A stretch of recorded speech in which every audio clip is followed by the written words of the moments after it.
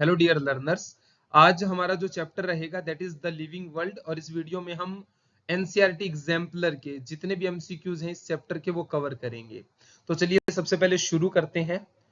हमारा जो first question है that is as we go from species to kingdom in a taxonomic hierarchy the number of common characteristics will increase, will decrease, remain same, may increase और decrease. काफी अच्छा question, आप ध्यान से सुनिए।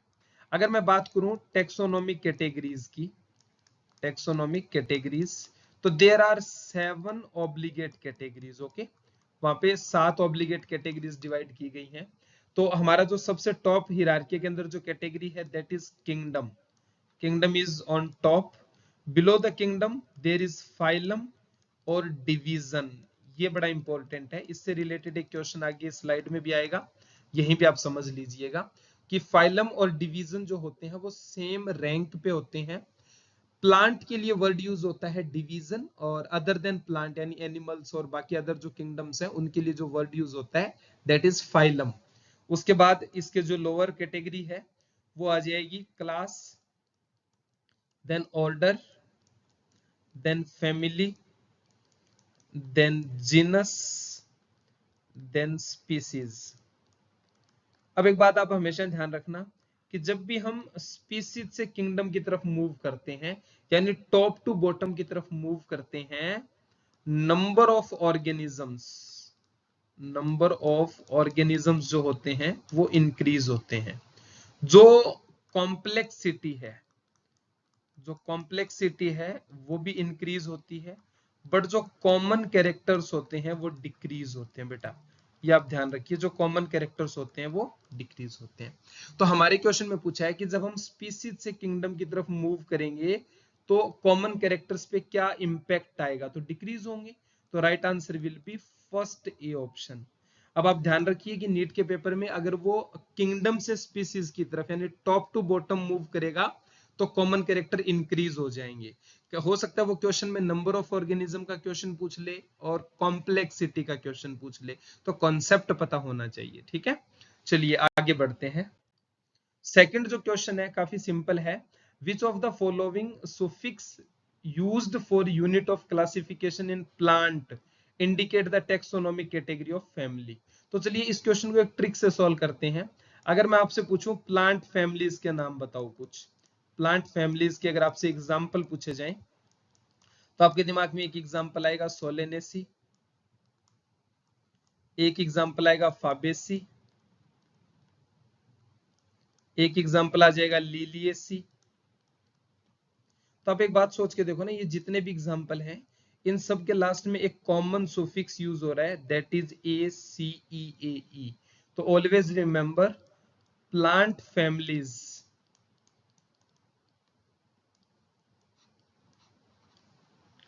प्लांट फैमिलीज का जो सुफिक्स होगा दैट विल बी ए सी ई ए ई। सो इस क्वेश्चन का जो राइट आंसर है वो हमारा हो जाएगा थर्ड सी ऑप्शन। ठीक है, चलिए आगे बढ़ते हैं। The term systematics refers to, तो चलो इस क्वेश्चन को आप पहले समझो। जो सिस्टेमेटिक्स है ये टेक्सोनोमी से थोड़ा सा डिफरेंट है। कैसे डिफरेंट है? सिस्टेमेटिक्स में ना टोटल हम 5 चीजें कंसिडर करते हैं, जिसमें सबसे पहले नंबर पे जो चीज आती है दैट इज कैरेक्टराइजेशन। कैरेक्टराइजेशन। इसके अंदर हमारी जो दूसरे नंबर पे चीज आती है that is identification. Third number पे जो चीज आती है नोमेनक्लेचर। और जो फोर्थ नंबर पे चीज आती है दैट इज क्लासिफिकेशन।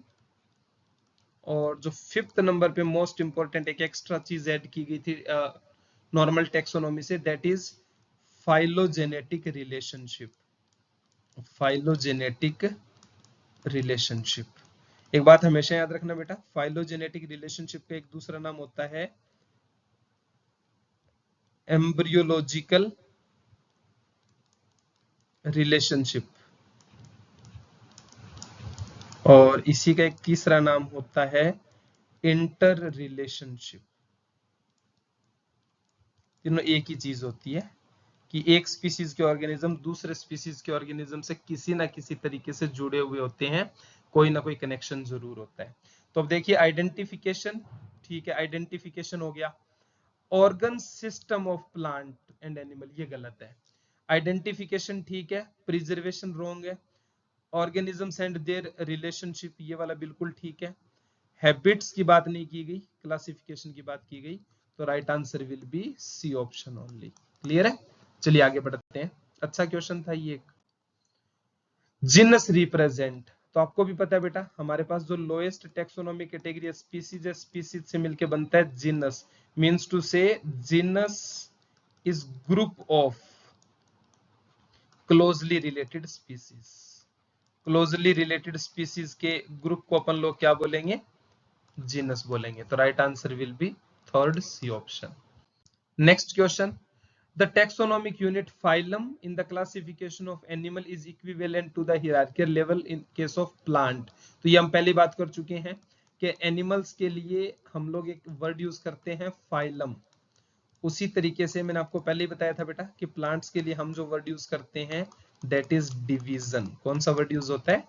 डिवीजन होता है। तो right answer will be C option. Clear है? चलिए नेक्स्ट पे।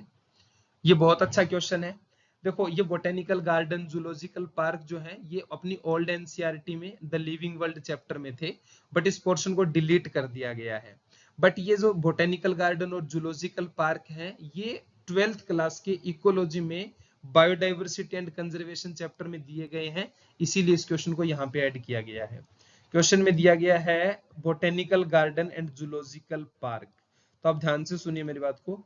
एक वर्ड है बोटेनिकल गार्डन और जो हमारा दूसरा वर्ड है that is zoological park. Zoological park, तो सुनो मेरी बात, ये दोनों के दोनों जो है ना, these are ex situ conservation, these are ex situ conservation, method of ex situ conservation. अब देखो जो बोटेनिकल गार्डन होता है for plant species and zoological park is for animals. और ऑलवेज रिमेंबर इसके अंदर हमें जो प्लांट और एनिमल्स होते हैं या तो होंगे एंडेमिक और या फिर होंगे एग्जोटिक।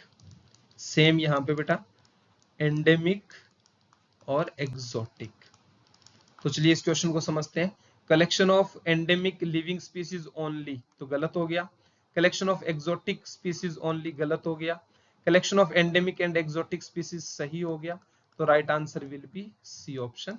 और collection of local plant and animal गलत हो गया। ठीक है, अब चलो यहाँ पे आपको ना 2-3 चीजें और एक्सप्लेन करते हैं, आप ध्यान से समझने की कोशिश कीजिए।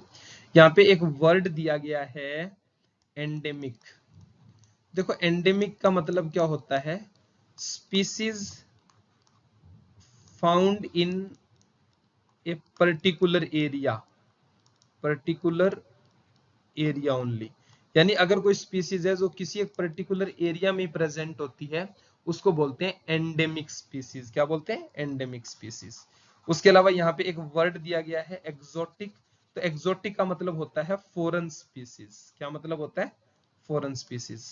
एक वर्ड दिया गया है एक्सोटिक स्पीसीज, तो इसका मतलब होता है फॉरेन स्पीसीज। यानी वो स्पीसीज नेटिव वहां की नहीं है, उसको बाहर किसी अदर कंट्री से लेके आया गया है। यस और no?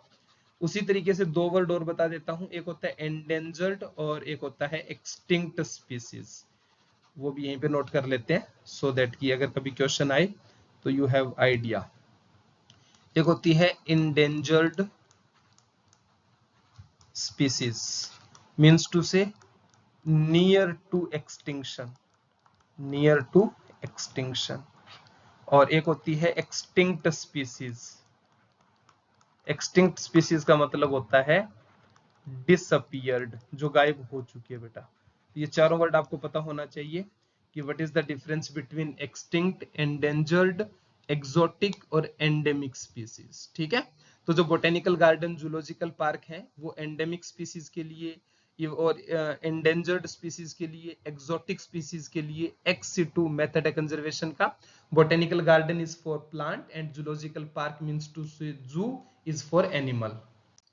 Next question, the taxonomic key is one of the taxonomic tool in the identification and classification of plant and animal.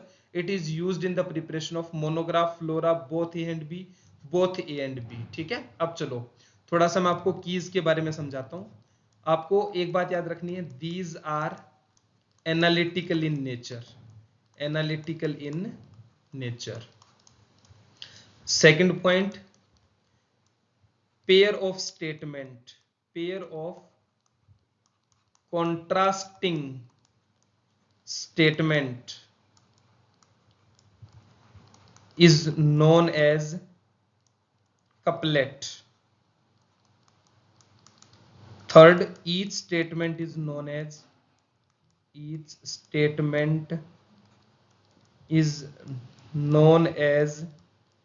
lead, L-E-A-D. ठीक है, तो की के बारे में आप 2-3 लाइन तो याद रखिए कि जो की होती है वो एनालिटिकल होती है नेचर में. इसमें 2 स्टेटमेंट होती है, दोनों स्टेटमेंट एक दूसरे के अपोजिट होगी, जिसमें से हम किसी भी पर्टिकुलर एनिमल या प्लांट के ऊपर वो 2 स्टेटमेंट अप्लाई करेंगे. तो एक को एक्सेप्ट करेंगे, एक को रिजेक्ट करेंगे. तो वो जो पेयर होता है उसको कपलेट बोलते हैं, हर स्टेटमेंट को लीड बोलते हैं. और यहाँ पे एक वर्ड दिया गया है मोनोग्राफ. मोनोग्राफ का मतलब होता है information of any one taxon. Information of any one taxon, किसी भी एक टैक्सॉन की जो इंफॉर्मेशन होती है उसको मोनोग्राफ बोलते हैं. और यहाँ पे एक वर्ड यूज किया गया है फ्लोरा. फ्लोरा का मतलब होता है plant of A given area.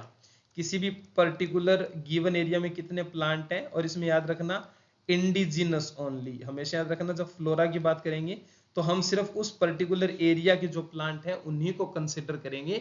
Exotic species जो बाहर से लाए गए प्लांट होते हैं उसको कंसिडर नहीं करते फ्लोरा के अंदर.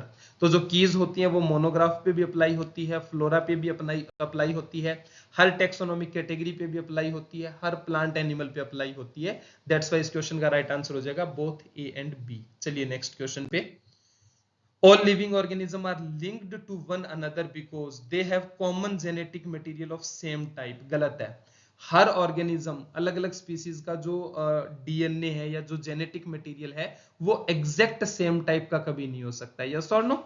दे share common genetic material but of varying degrees. बिल्कुल सही है कि जेनेटिक मटेरियल है वो कॉमन है. अब बिल्कुल सही है, जैसे इंसान की बात करें, कैटल की बात करें, डॉग की बात करें, एलिफेंट की बात करें, तो हम सब के अंदर जो डीएनए है that is a genetic material.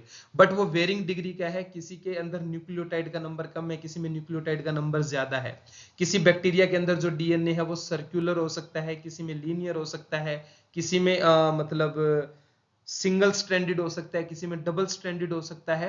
तो जेनेटिक मटेरियल है वो मोस्टली में कॉमन होता है. मतलब मोस्ट ऑफ द स्पीसीज में अगर हम वायरस को छोड़ दें तो DNA is genetic material. But वो अलग अलग डिग्री का है, किसी में single stranded, double stranded, linear, circular, single strand, तो अलग अलग तरीके से है. They have common cellular organization. गलत है. तो सेलुलर ऑर्गेनाइजेशन गलत कैसे है? देखो, जैसे एनिमल किंगडम की बात करें तो एनिमल किंगडम के अंदर पोरीफेरा में सेलुलर लेवल ऑफ ऑर्गेनाइजेशन है. नाइडेरिया और जो टिनोफोरा है उसमें टिश्यू लेवल ऑर्गेनाइजेशन है. प्लेटेहेल्मिन्थस में ऑर्गन लेवल है. और उसके बाद एस के हेल्मिन्थिस से लेके कॉर्डेटा तक organ system level of organization है. तो सब में सेलुलर लेवल नहीं होता. तो right answer will be only second B option. Next question पे चलते हैं. Which of the following is a defining characteristic of living organism? देखो दो तरीके की होती है बेटा कैरेक्टरिस्टिक. एक होती है कैरेक्टरिस्टिक फीचर, कैरेक्टरिस्टिक फीचर, और एक होती है डिफाइनिंग फीचर. कैरेक्टरिस्टिक फीचर होती है और डिफाइनिंग फीचर होती है. तो देखो कैरेक्टरिस्टिक फीचर में क्या क्या आ जाएगा? Growth, reproduction. Growth and reproduction are characteristic feature. और after that ability to produce sound, ability to produce sound. apart from this अगर defining feature की बात करें तो metabolism, cellular level of organization, मतलब सेल तो हर किसी में प्रेजेंट होगी होगी. Apart from this consciousness, consciousness का मतलब होता है respond to external stimuli, respond to external stimuli. तो हमारे क्वेश्चन में पूछा गया डिफाइनिंग फीचर। डिफाइनिंग फीचर की अगर अपन बात करें तो ग्रोथ नहीं है, ये भी नहीं है, रिप्रोडक्शन भी नहीं है। Right answer will be D option only. चलिए नेक्स्ट क्वेश्चन पे, match the column family kingdom order species genus are given in column first and tuberosum polemonial solanum plantae and solanaceae is given in second column.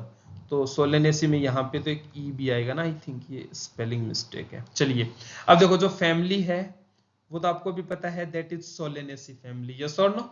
अगर मैं kingdom की बात करूं तो we know that this is the plant kingdom, yes और no.